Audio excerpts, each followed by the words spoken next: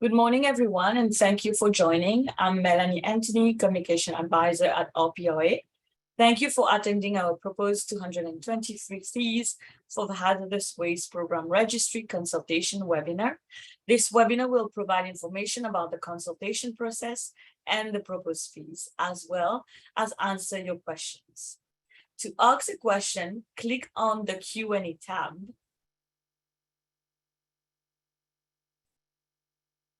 at the bottom of your screen. Type in your question or comment and click send. There is also the upvote feature where you can like another person's question. This will move the question up the queue and prompt us to answer it faster. We will announce where we will be posing for questions during the webinar.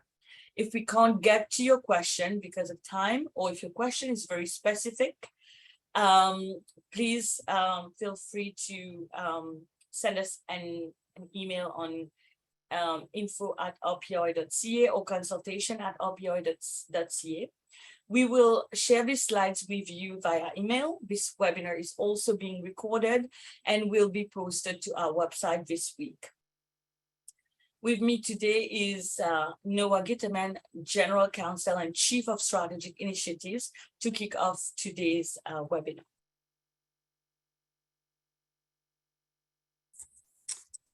Thank you. Hi, everyone. I'm Noah. I'm the executive sponsor for RIPRA's Hazardous Waste Program Registry, and also helping to manage our fees consultation for this year.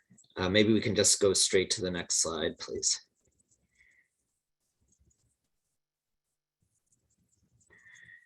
So a little bit before we start on who RPRA is and what we do. So we're the Resource Productivity and Recovery Authority. We're a regulator created by the government to run a few different programs. We run, implement resource recovery programs under the RRCEA. And we also provide digital registry services for provincial Ministry of Environment programs. As an administrative authority, we are not part of government and we don't receive any government funding. So all of our operations are funded through fees that we charge to registrants and regulated parties on a strict cost recovery basis. And the proposal we're consulting on or presenting as part of this session is related to the 2023 fees for our hazardous waste registry program. We are also consulting at the same time on 2023 fees for our other programs. So the other resource recovery programs listed on the slide in front of you, and for the excess soil registry program. The materials for those consultations are on our website, and the webinars or presentations for those programs are happening at different times over the next week or so. But today is all about the hazardous waste registry program. And if you've been involved in our fee consultations in the past for some of our other programs, this is the first year in which we are consulting on fees in advance of the calendar year that the fees will apply to. So we're consulting now on 2023 fees. These fees are based on our 2023 budget, which is finalized as part of our 2023 business plan. So each year we're required to create a business plan and a budget for the following year and submit it to the minister on October 1st. So we've done that. The business plan is not yet published, but we expect to be published soon on our website. And that that document will have a bit more detail on our overall budget. Next slide, please. Maybe just a bit more background on why we're talking about the hazardous waste registry. So if you don't know already, we have been mandated by the minister to create a digital registry to accommodate reporting for all information under Ontario's hazardous waste program. So that includes registering generating facilities and waste streams, handling the reporting for on-site waste activities, and for all manifesting. So starting January 1st, there will be no more paper manifests. All reporting will happen through our electronic registry. We're mandated to support all of the registrants who will be using the registry. If you haven't heard already, there are a number of materials available on our website about the registry and how to use it. There have been a few different sessions set up to talk about the registry, and there will be more on the way, both more sessions and more material on our website. There's a link to our hazardous waste program page at the bottom of this deck. And I should point out that these slides will be posted on our website after this session, so you will have access to it and access to the recording of this session. And finally, we're mandated to set and collect fees to recover our costs for running the program and running the registry. Our registry will replace the current HWIN system. The ministry will continue to oversee the program itself. They will still do the compliance and enforcement for the program and still run the policy side of the program. RIPRA will be implementing the registry and to handle all of the reporting under the program. And again, more information on our website. Next slide, please. So I mentioned already that we are set up by government, but we're not a part of government, and we don't get any revenue from government. Our fee revenues come from three sources, depending on what program you're in, from annual fees from obligated parties required to register as part of our resource recovery program. So those are programs under the RRCEA that deal with waste diversion. And those fees cover our cost of implementing those programs, including our compliance and enforcement activities. Secondly, transaction fees from registrants using either our excess soil or the upcoming hazardous waste registry. And again, those fees will cover costs of running these registries and the supports necessary to keep them running and make sure users are getting help in using them. And we also have monthly cost recovery charges to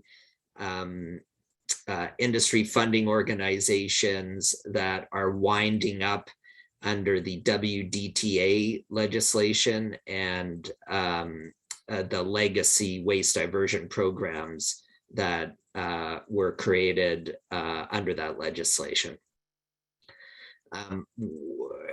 We did engage last year a consulting firm to help conduct a third-party review of how we set our fees for each of our programs. The review was completed, I think, at the beginning of 2022. There's some information about it on our website, including, I think, the executive summary from that report. There's also a general fee setting policy on our website and some other documents related to fee setting that you can find, I believe I'll link to on the consultation page for 2023 fees. Next slide, please. So the process for consulting on and setting our fees. If you've done this, been involved in our consultations for any of our other programs, this will look familiar. This is our typical process for consulting on and setting fees, some of which is baked into the legislation that we operate under, the RCEA. So we're required to consult for 45 days on fees, and to post the final fees for 30 days in advance of them coming into force. Our consultation for hazardous waste fees begins on October 6th, or began on October 6th, and will end on November 21st. So there's a link there where you can send us written feedback. We're doing webinars, 2 webinars for this program, and the content will be the same for each. Final fees are set by RIPRA's board of directors. So that board meeting will happen at the end of November. Final fees resulting from that board decision will then be posted on our website on or before December 1st.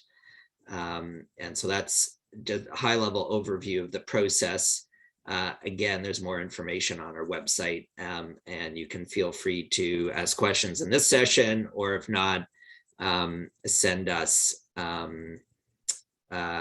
feedback or questions to the email address on the page. Next slide, please.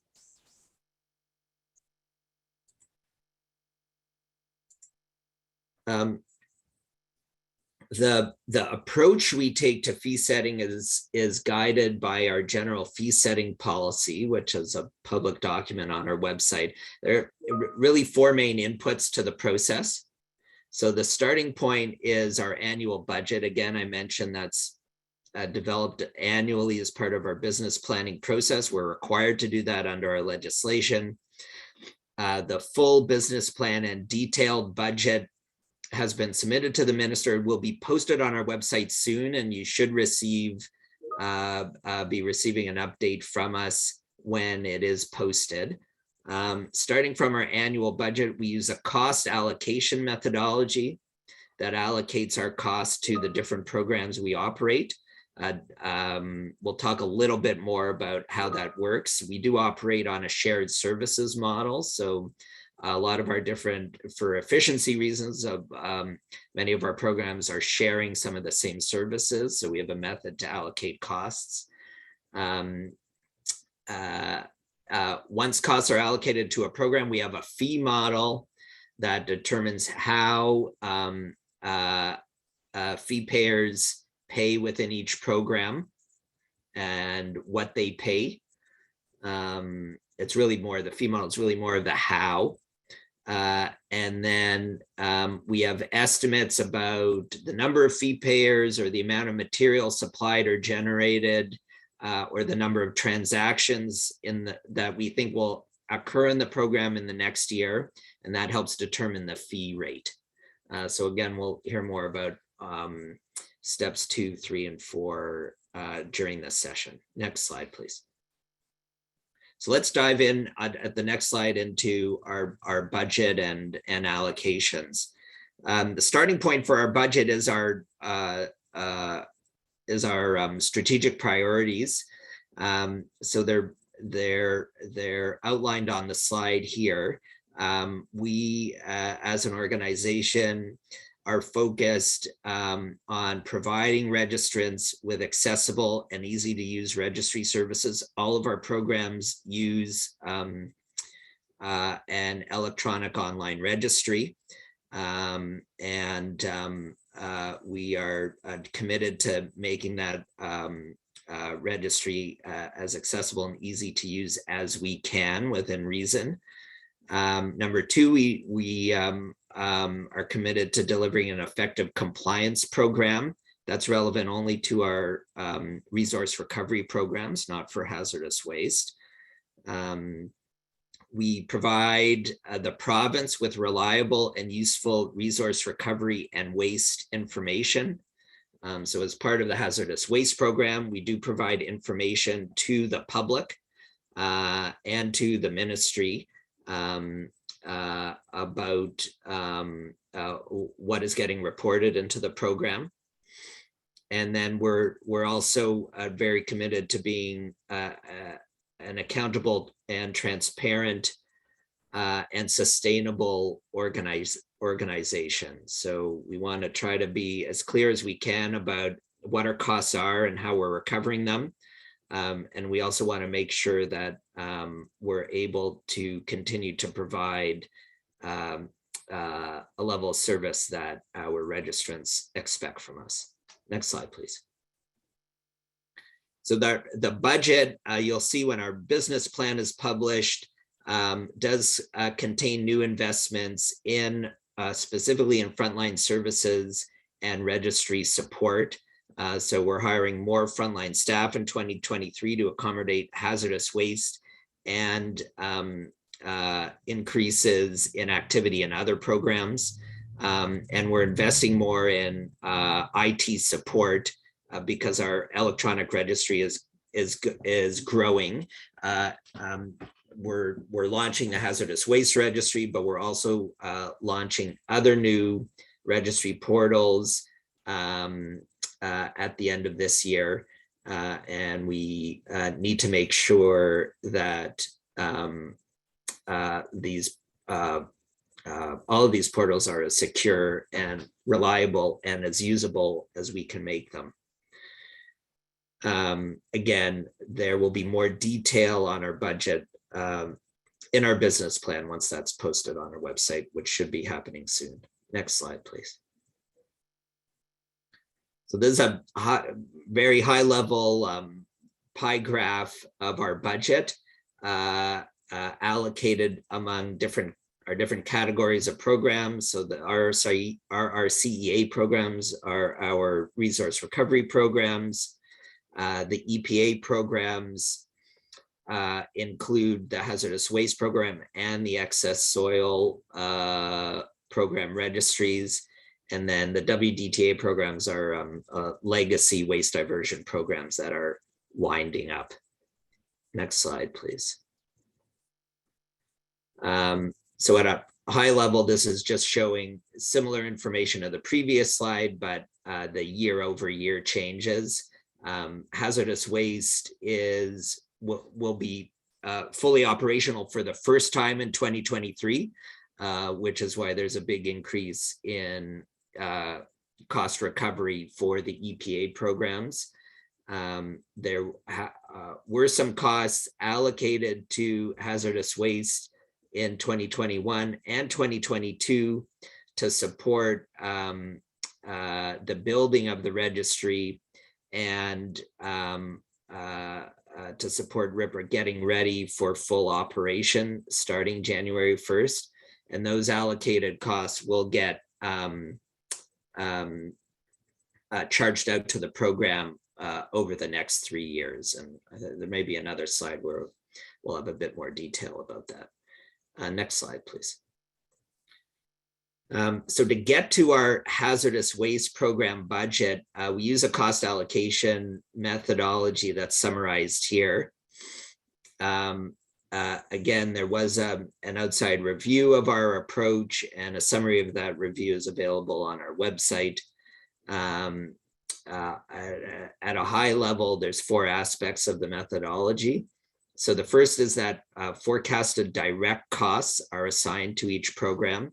And I guess crucially, that includes the cost to develop the registry portal and associated functionality for the registry for that specific program.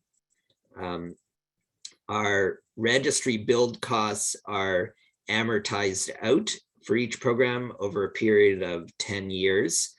So in each year, the program is paying or is getting allocated its registry amortization for the year plus interest.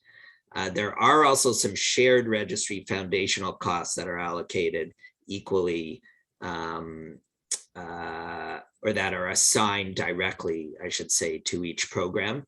And in some cases, certain professional fees, program-specific IT costs will be a direct cost to the program. Then we're also allocating shared costs that are shared across all programs, and we use a series of key cost drivers to allocate those costs. Again, I mentioned before, we operate mostly on a shared service model. So our frontline staff, our registry support officers who are handling calls, our IT folks who are supporting the registry are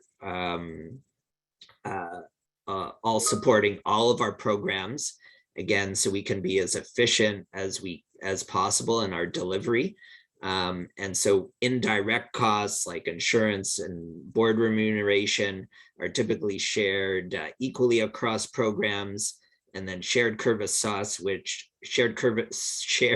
service costs, which might vary based on the volume of activity, are allocated using different cost drivers like the number of registrants or an average of different cost drivers for each of the programs. Each of our programs also contributes to our reserve. The reserve we maintain is an operating reserve. So we actually use it throughout the year to manage cash flow as needed. And so we need that reserve to make sure we can continue to operate. And so each program contributes to that reserve. And then there are some startup costs related to RIPRA's startup and some foundational registry costs that are allocated out to each program equally. And maybe let's move to the next slide. So the result of applying that cost allocation methodology are the budgets you see in front of you. So that hazardous waste budget is at the bottom line. Again, that figure includes recovering some of the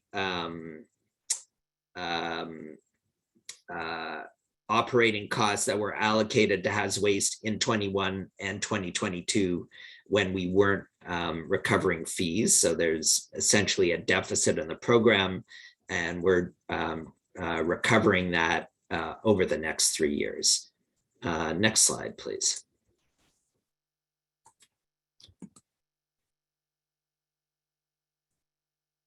So a little bit more about what our registry costs are covering.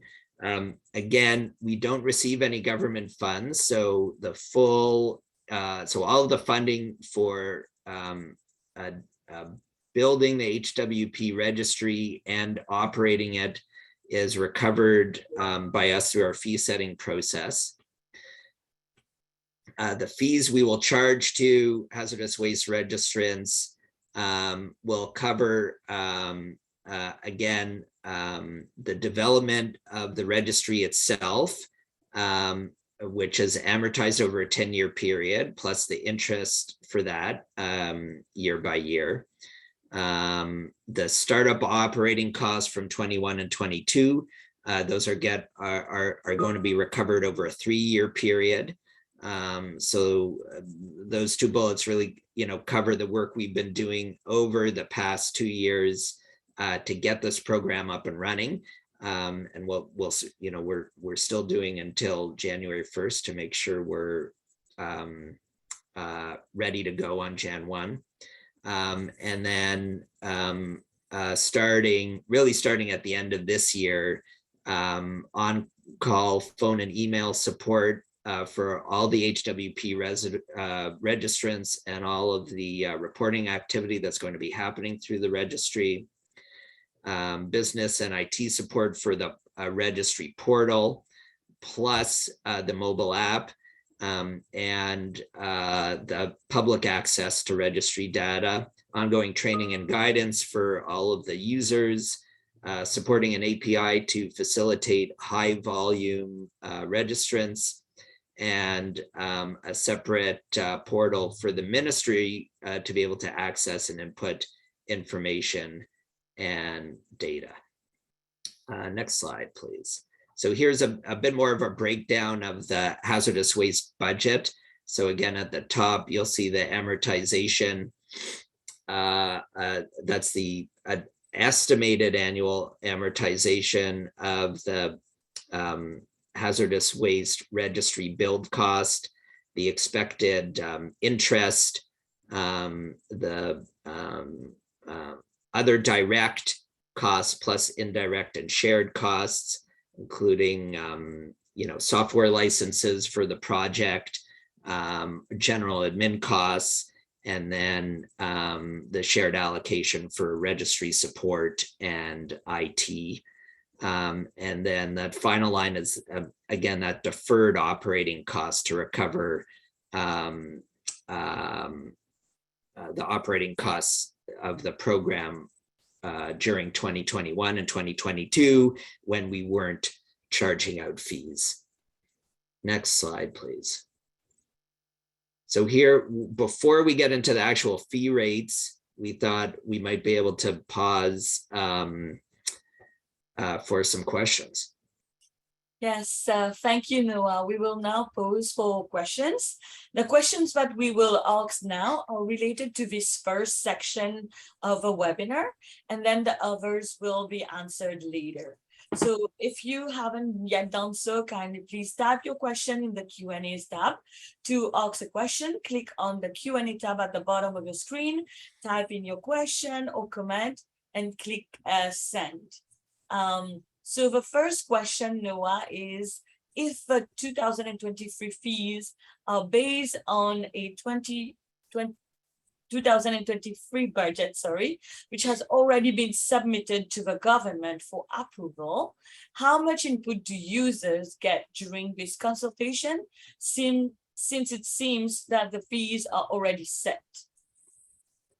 So that's a good question. Our budget is submitted, and maybe just a quick clarification, it's not submitted for government approval, but it is an accountability mechanism where we are required to every year to submit our government to the minister for, submit our budget to the minister for review. The focus of our fee consultations tends to be on our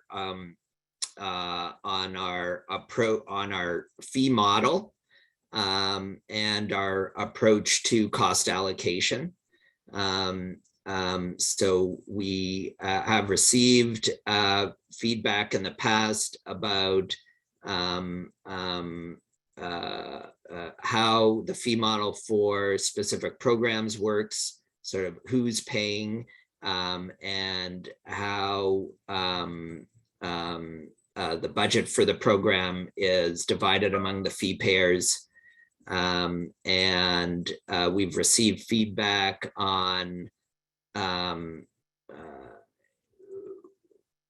the amount of volume we expect to see in the program during the next year, which has a direct impact on fee rates. And we've received feedback on our cost allocation approach as well.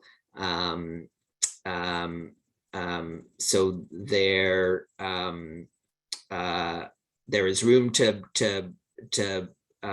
provide us feedback on what we're presenting, and we do welcome it. All of the feedback we receive gets packaged up into a report for our board.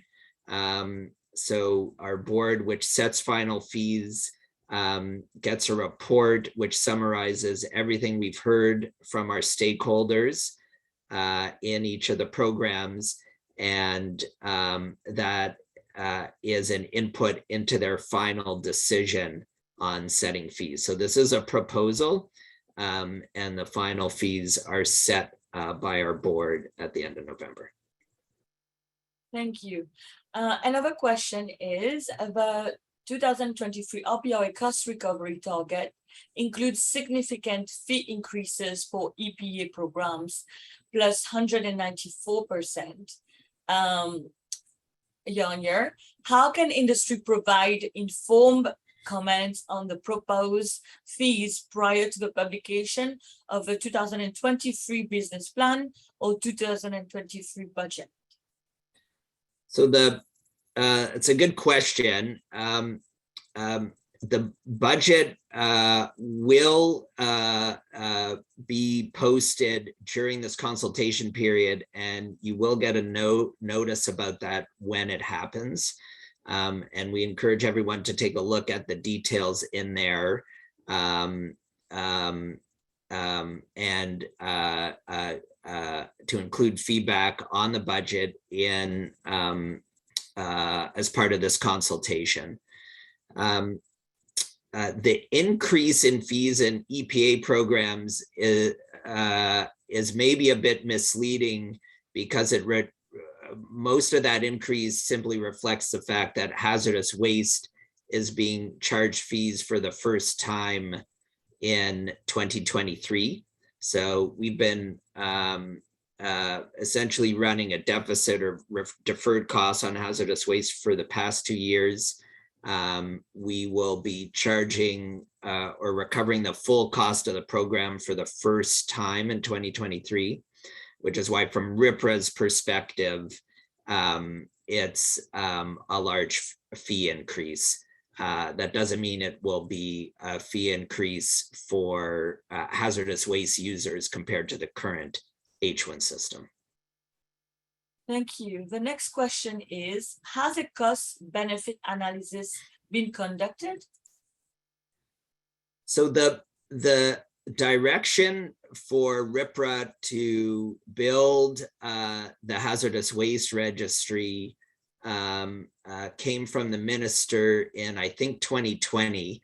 The direction letter from the minister is available on our website. And I think along with that, the ministry conducted a consultation on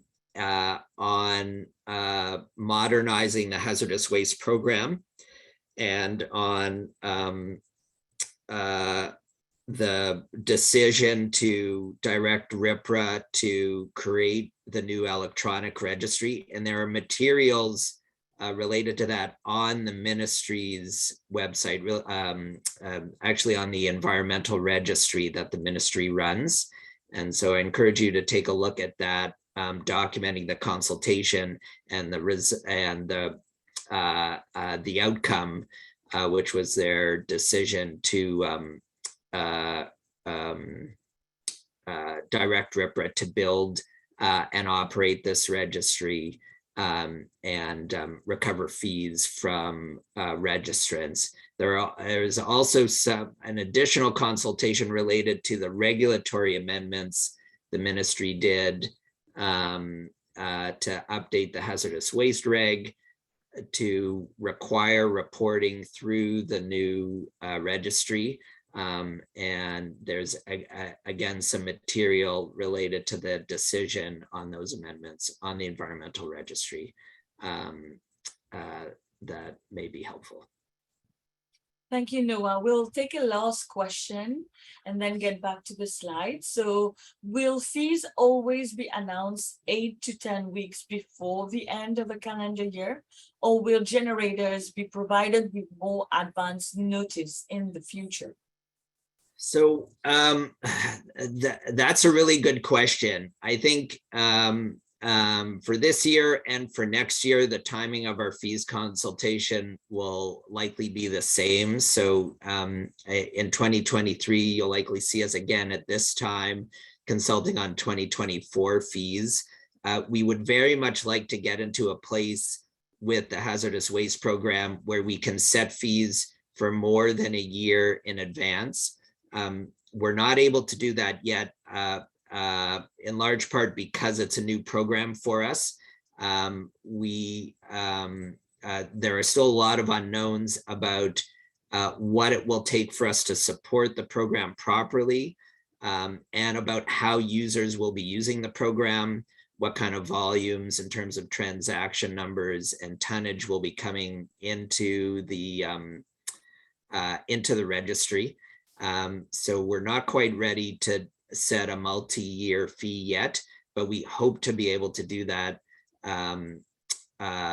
soon in the future. That is an important goal for us, precisely to be able to have some consistency in fees year over year for planning. Thank you, Noah. There are still a couple of questions left. We will answer those after the remaining slides. Great. So I think we can just hop to the next slide, which gets into our fee model. Again, we've kind of taken a look at our budget and our cost allocation and how that results in our hazardous waste program budget. And now the fee model is what we use to figure out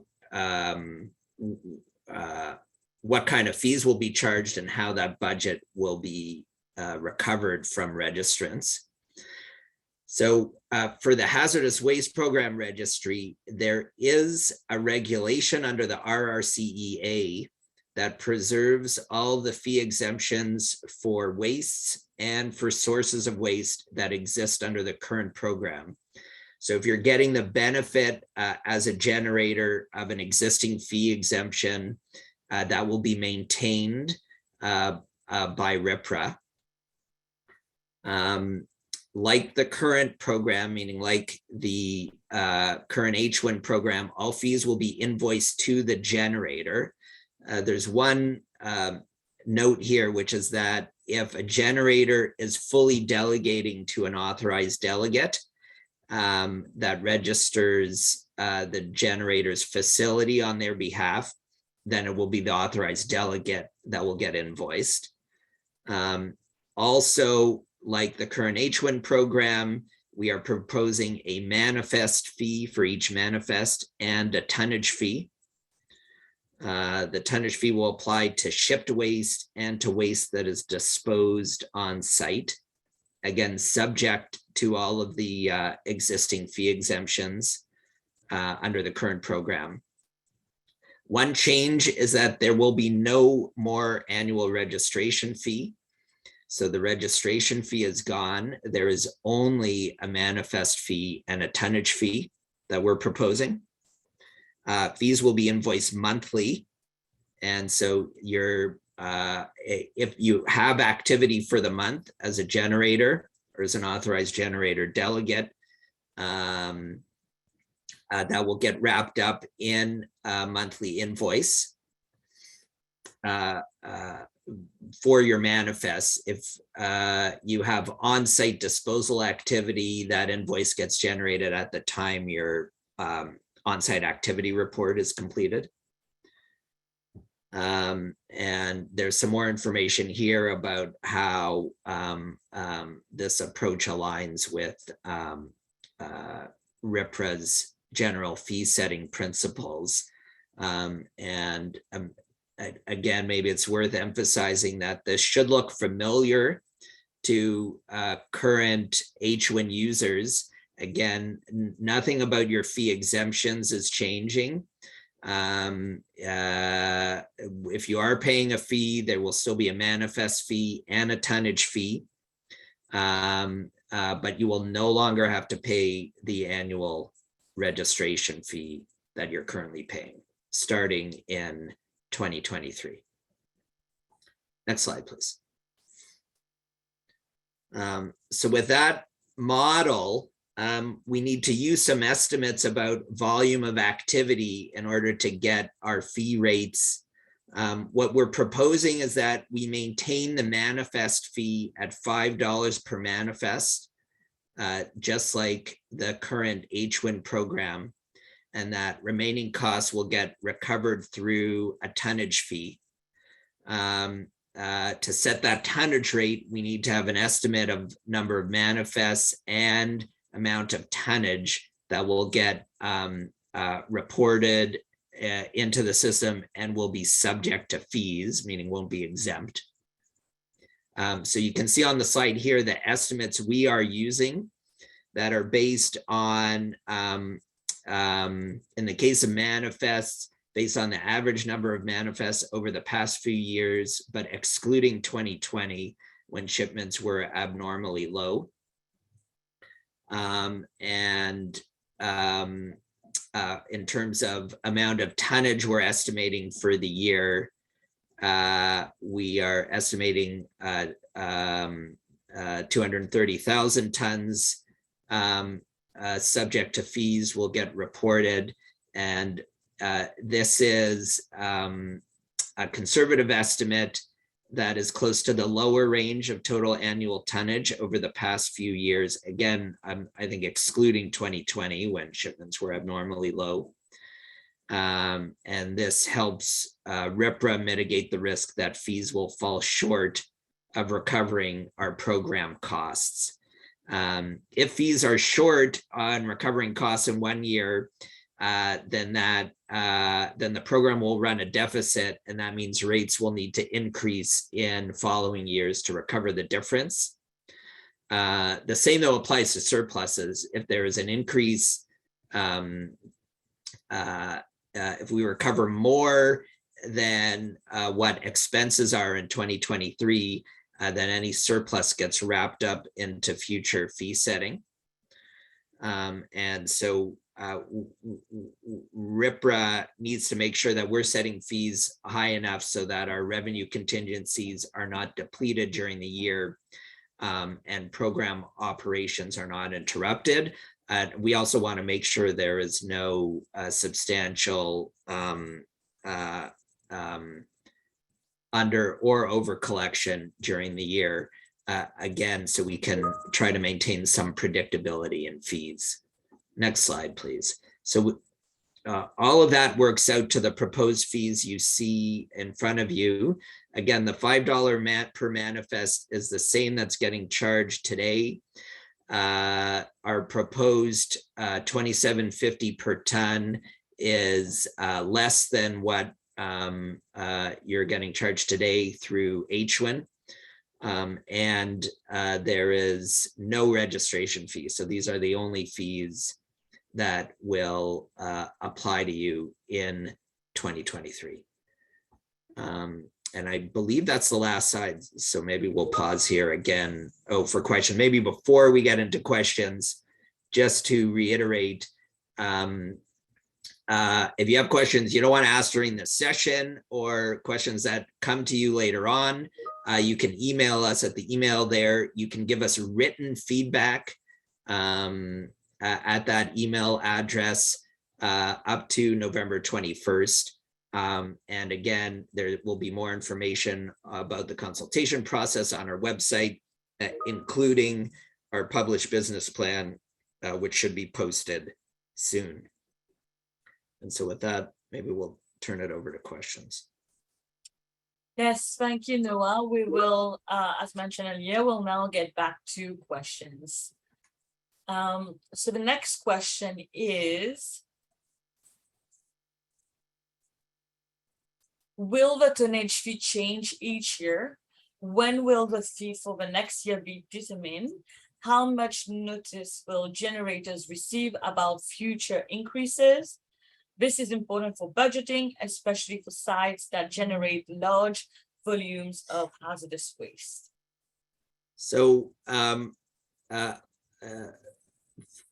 so we're consulting now on the fees for 2023. So these fees will apply from Jan 1 to December 31, 2023. We will be back in the fall of 2023 to consult on 2024 fees. So there may be a change in the tonnage fee for 2024 based on our experience for this year. We understand the concern about year-over-year variability. And again, like I said before, we very much want to get to a place where fees are stable and predictable. It will be difficult for us to do that during the first couple of years of operation. But it is a goal for us, and we're happy to talk more or hear more from you about ways we can get to fee predictability. To a certain extent, it depends on what kind of volumes are coming through the system. Based on HWIN data, there is substantial variability year over year in terms of the amount of tonnage we can expect. So we will be working on, as we learn more about the program and our own costs, we will be working on ways we can manage that variability, year-to-year variability in tonnage and transactions, number of manifests, so we can get to a more stable fee. Thank you, Noah. The next question is, does the 27.50 tonnage fee apply to anything on a manifest, including subject waste, non-hazardous liquid industrial waste, or is this the cost specific to hazardous waste only? So hopefully I'm going to get this right, but it doesn't apply to all subject waste. It applies to hazardous waste. But the best way I can answer that question is the same waste that's getting charged under the HWIN program today is the waste that will get charged in 2023. So there's no change to what wastes are getting charged a tonnage fee. If you're shipping waste that's not getting charged a tonnage fee today, you will not get charged a tonnage fee in 2023. If you are getting charged a tonnage fee today, you will get charged the tonnage fee in 2023. So the next question is, can you provide an idea or approximation of a potential % increase in the fees for 2023 compared to 2022? So the short answer to that is no, because we did not charge fees in 2022 for this program. For the other programs that we run, the resource recovery programs and the excess soil programs, you can see on our website how fees have changed for those programs year over year. But we are charging a fee for the first time for hazardous waste in 2023. So there is really no year over year change. In theory, there is a year over year change in the budget because we were going from a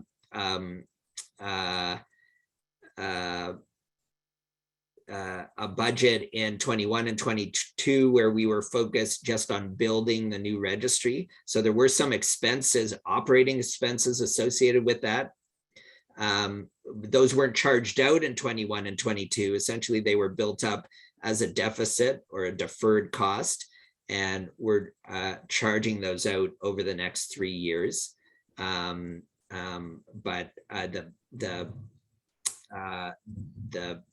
budget for the full program operation is really kicking in for the first time in 2023, and we're charging fees for the first time in 2023. Thank you, Noah. The next question is, will there be a resource for companies to try to estimate the dollar increase for 2023 with the new system based on historical waste streams? Budgeting for 2023 for most companies starts soon, and the cost increase may be significant.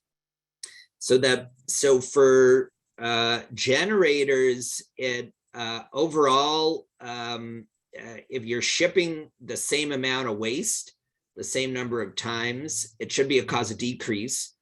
Again, there's no registration fee and the tonnage fee is lower than it currently is. In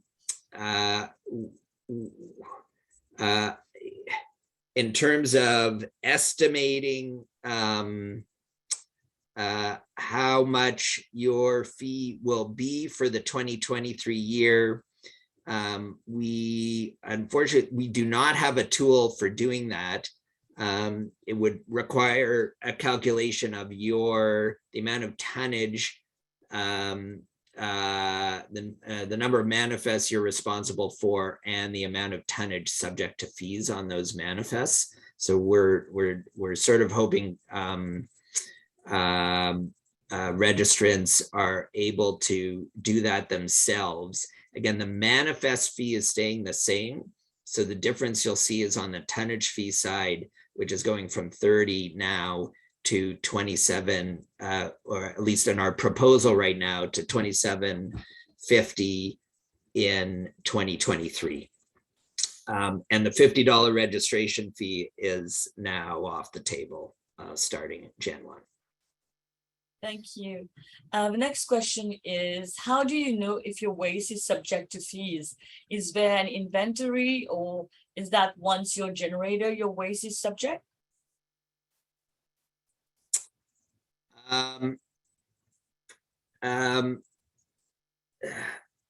So that's a good question. Once your facility is set up in our system and your waste streams are set up in our system, it should be clear to you through the system what kind of material is getting charged a fee and what isn't. The details are in a regulation that's been approved under the RRCEA called the Subject Waste Regulation. So you are able to read the details there. I guess the best way for us to explain it is that whatever exemptions you're getting now will remain in 2023.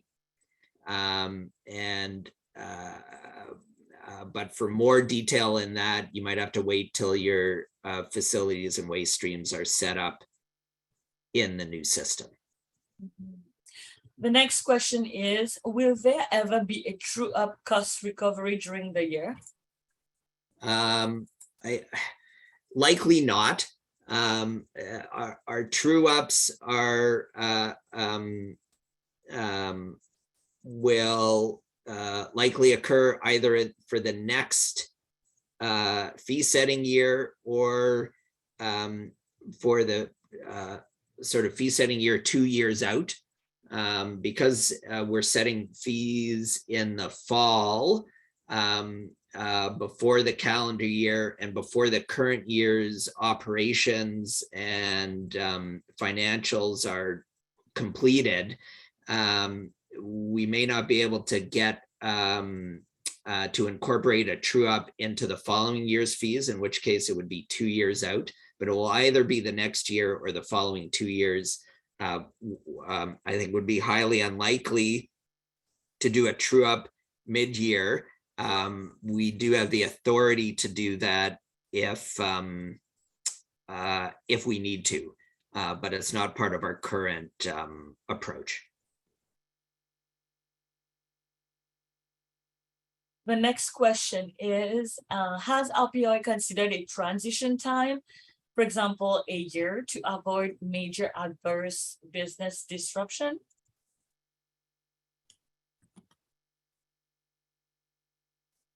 Sorry, Melanie, could you repeat that question, please? For sure. Has RPI considered a transition time, for example, a year, to avoid major adverse business disruption? So that is the ministry's decision. We're working under a direction from the minister and a timeline given to us by the ministry.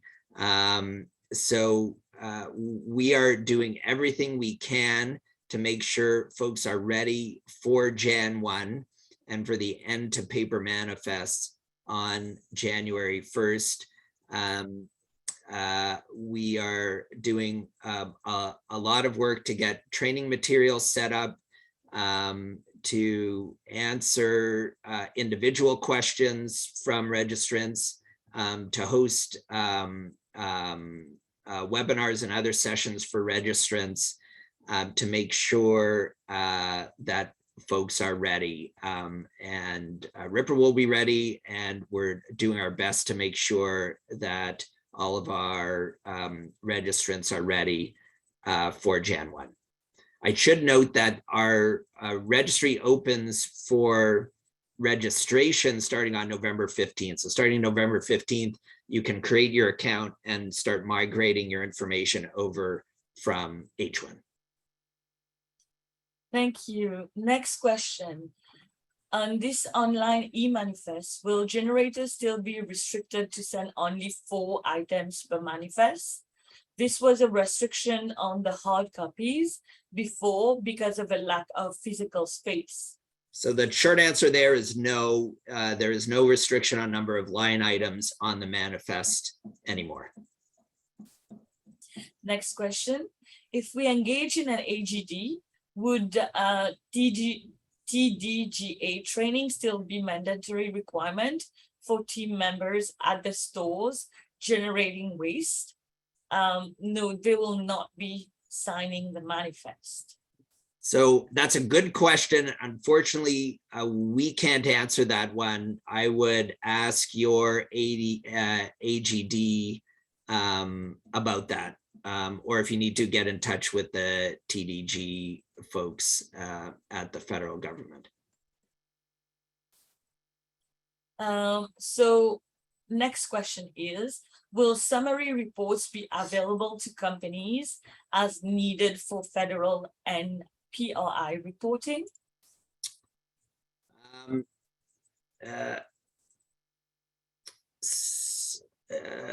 So the system will not be generating custom reports for you, but all of the information related to that you're reporting into the system will be available to you through your registry account,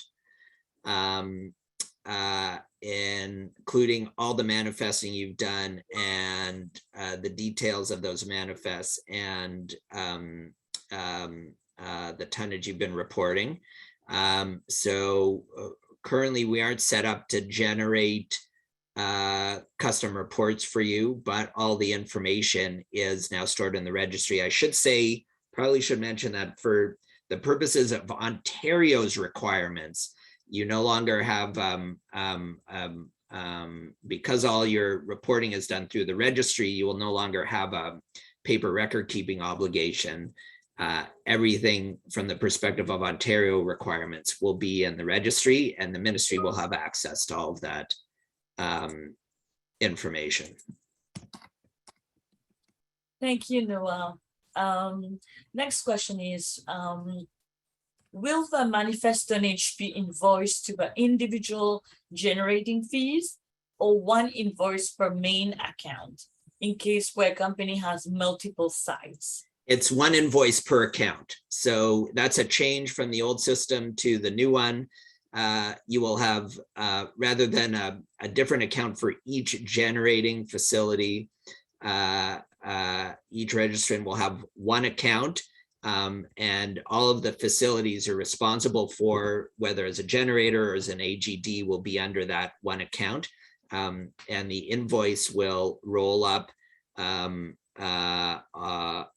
hopefully in a kind of a user-friendly way, all of the charges for that account. So all of the facilities will be on the same invoice. Next question. So one person is taking the information from Edwin saying that the $50 was the base fee payable annually, and then the $5 were for manifest, and then it was $10 per ton for hazardous waste generated. I think that's false info. So I think the information from the internet relating to $10 a ton is old. It is an old ministry manual about fees. The current fees are in the are part of the hazardous waste reg. So if you go to the hazardous waste reg, you will see the current tonnage fee, which is $30.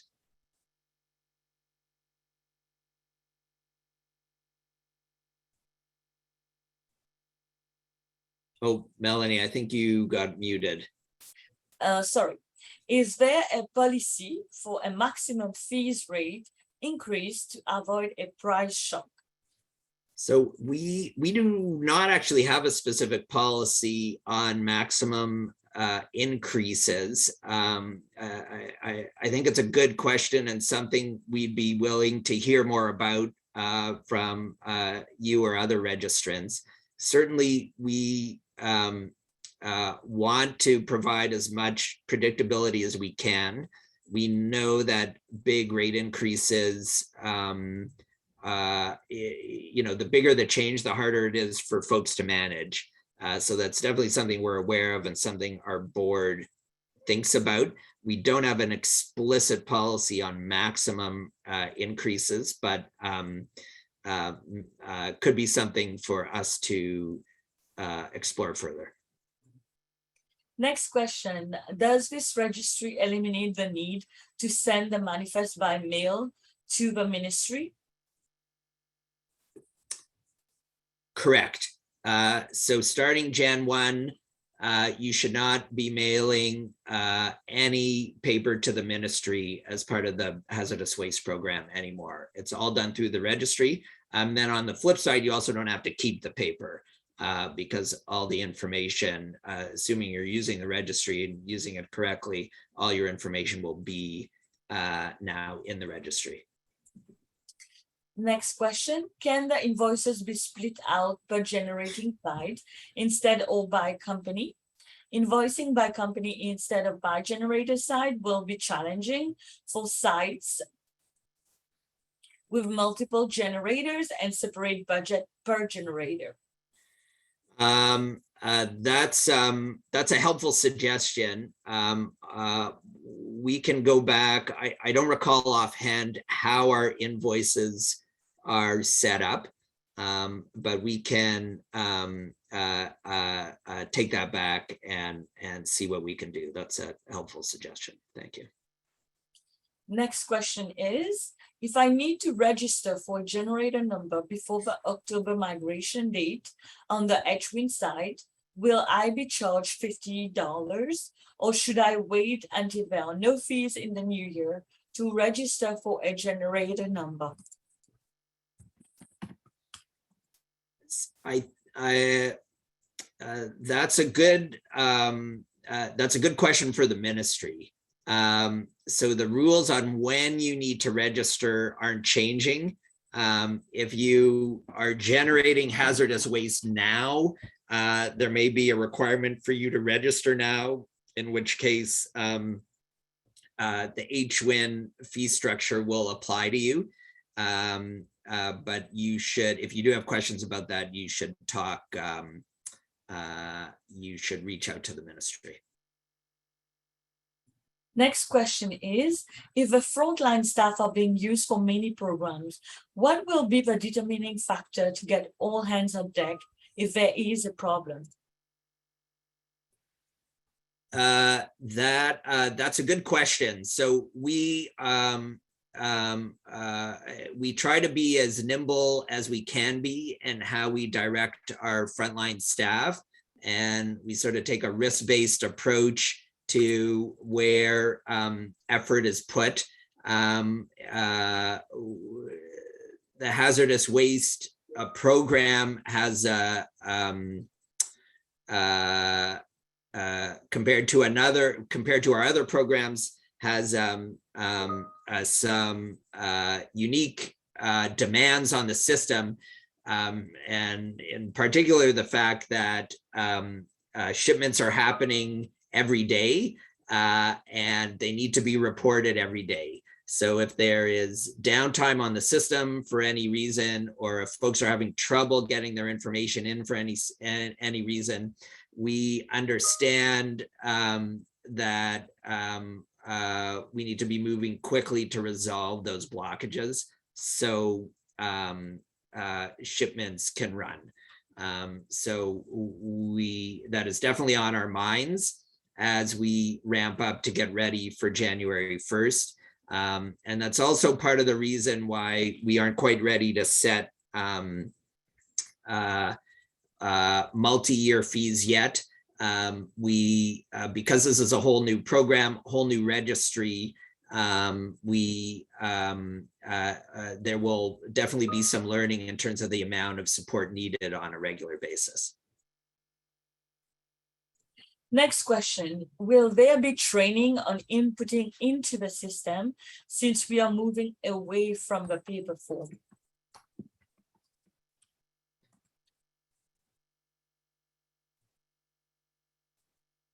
Yes, there will be a lot of training materials and training sessions available for folks starting in November. There is some material already on the website. There are FAQs.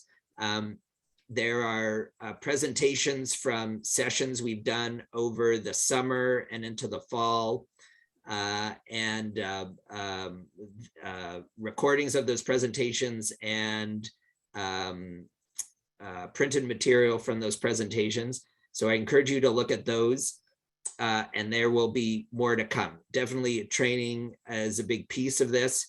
And one of the things we're focused on is trying to make sure that folks will understand and be able to use the new system so they can start manifesting on January 1st. Yeah. The next question is, how long will we have to keep the paper manifest from 2022? That's a good question. I don't know the answer offhand, but for a quick answer, you can either look at the reg or talk to the ministry. But I think it's something we should probably add to our list of FAQs soon, so it's clear for everyone. So thanks for asking that. There's a question from somebody from Nova Scotia. So the person is from Nova Scotia and says that they use waste removal service providers 2 times a year. And this waste may at times ultimately end up in Ontario. Will the waste removal company deal with all of this and transfer fees? They were having technical issues before, so they were not able to follow if that was. The reporting obligations in Ontario aren't changing, just sort of how you report them. So it'll all be electronic instead of on paper. So if you have a waste removal company that's doing Ontario reporting for you now, that can continue in 2023. It will just have to continue electronically. We are reaching out, we are engaging with carriers that are currently operating under HWIN to help them understand the changes too. So hopefully your service provider will be ready to go on Jan 1. But again, I guess just to emphasize, they're starting Jan 1st, no more paper will be mailed to the ministry. All the reporting will be through our registry.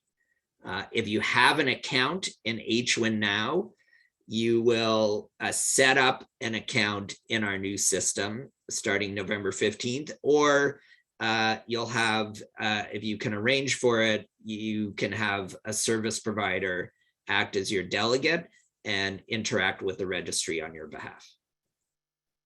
Next question. Can you re-explain the tonnage fees, how it works and what are they and what the cost is? Sure. Somebody missed that part. Sure. So the tonnage fee applies to the amount of waste that is getting shipped on the manifest. So you're charged $5 per manifest. And then the total tonnage on that manifest gets multiplied by the tonnage rate for a fee. Again, though, all of the current exemptions apply. So if the tonnage you're shipping now is not being charged a fee, it won't be charged a fee in the future. I should probably emphasize again, though, that the fees we're talking about that I'm comparing are RIPRA's fees now and what the government is charging under the current H-1 program. You may be paying additional fees. You probably are paying additional fees to your service provider to actually ship the waste for you. So that is an agreement or an arrangement still between you and your service provider. You will have costs to ship and dispose of waste, just like you do today.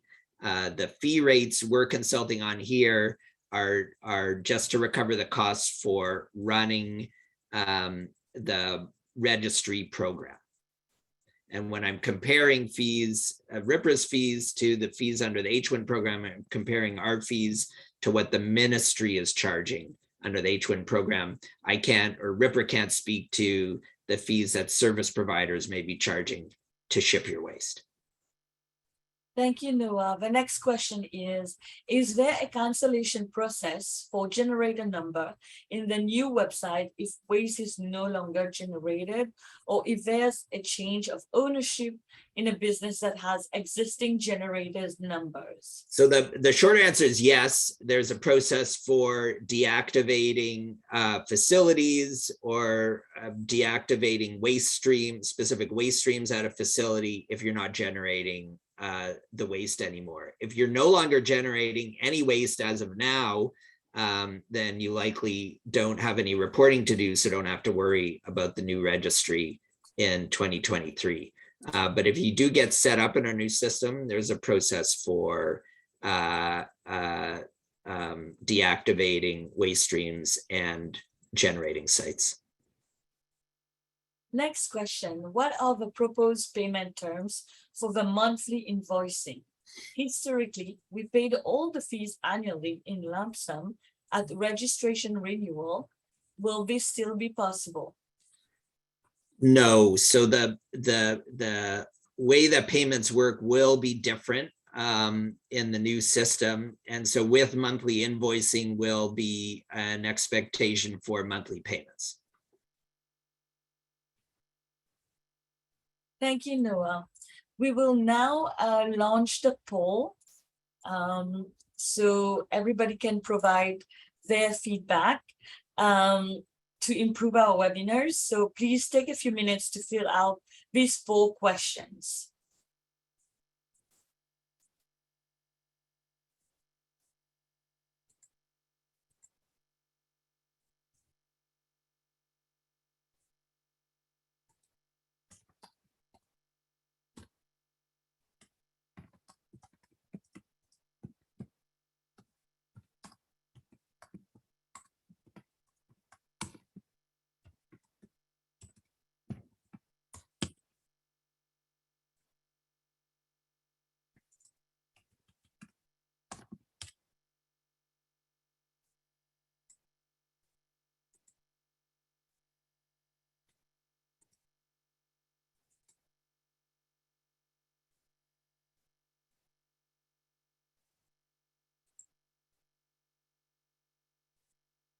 I will now end the poll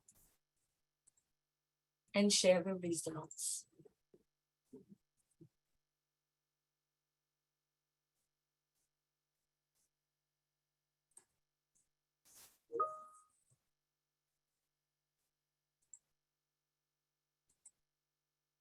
Okay, well, thanks. Thanks everyone for participating. I think there aren't any more questions in the queue, so we're going to close the session. I do want to remind folks that